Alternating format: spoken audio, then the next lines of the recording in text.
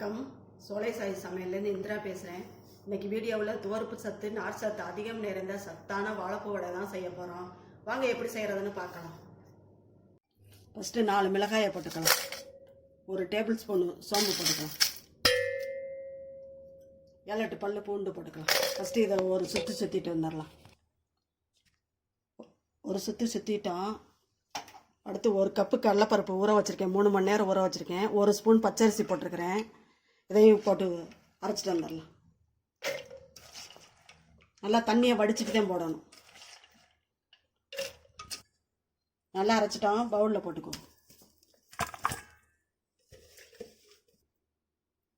இந்த மாதிரி குறைப்பாக அரைச்சிக்கணும். இதிலே வெங்காயத்தை போட்டுருவோம்.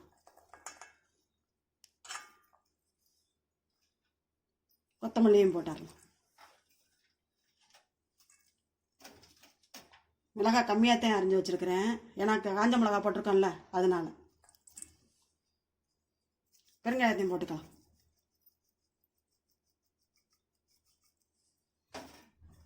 கருவேப்பிலையை அரைஞ்சி வச்சுருக்கேன் பாருங்கள், அதையும் போட்டுருவோம்.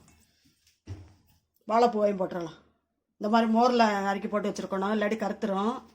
இதையும் போட்டுக்கலாம்.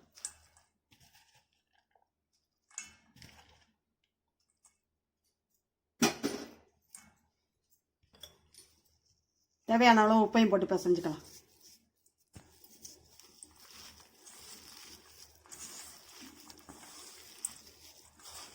எல்லாம் கலக்கிற மாதிரி நல்லா பிசைஞ்சுக்கலாம்.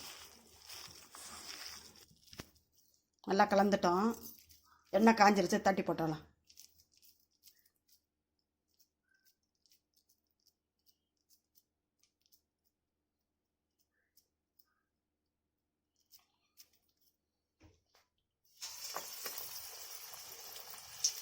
பச்சரிசி போடுறதுக்குன்னு நல்லா மொறுன்னு இருக்கும், கிறிஸ்பியாக இருக்கும். அதனால தான் பச்சரிசி போடுறது. இதே மாதிரி எல்லாத்தையும் தட்டி போட்டுக்கலாம். மெதுவாக திருப்பி போட்டுக்கலாம். இன்னும் கொஞ்சம் வேகட்டும். பொரியல் கூட்டெல்லாம் செஞ்சு கொடுத்தா வாழைப்பூ சாப்பிட மாட்டாங்க, துவர்ப்பாக இருக்குன்னு. இந்த மாதிரி வடை சுட்டு கொடுத்தா பிள்ளைங்க சாப்பிட்ரும். நல்லா கிறிஸ்பியாக இருக்குன்னு சாப்பிட்ருவாங்க.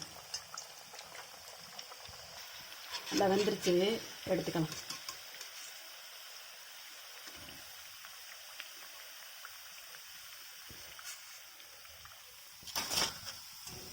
சூப்பராக ரெடி ஆயிடுச்சு.